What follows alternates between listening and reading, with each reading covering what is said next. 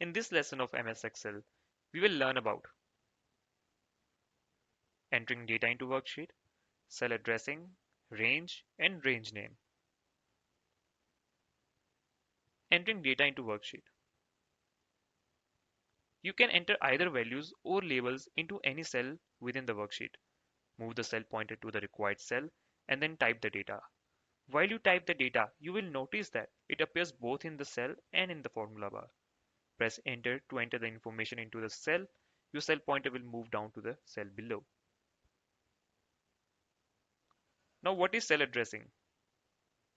Cell address is a combination of a column letter and a row number that identifies a cell on a worksheet. It is also called cell reference. Steps to edit a cell reference. Step 1. Click on the cell that contains the formula and press F2 to enter the edit mode, or double click the cell.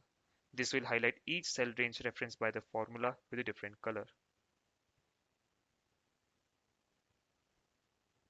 Step 2. To change a cell address, do any of the following. Select a reference in the formula and type a new one, then select another cell or range on the sheet.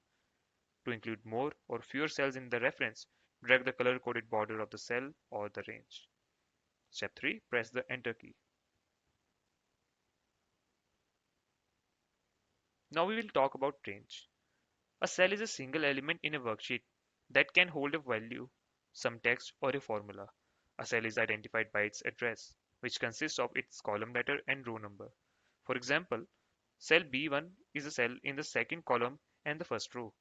A group of cells is called a range. Range names are names used to refer to cell references, formula results, or values. They are often used to avoid hard-coded values appearing in formulas and to make formulas clearer in general. They are stored in what is known as the name manager in Excel. We will learn more about MS Excel in next lessons. Thank you.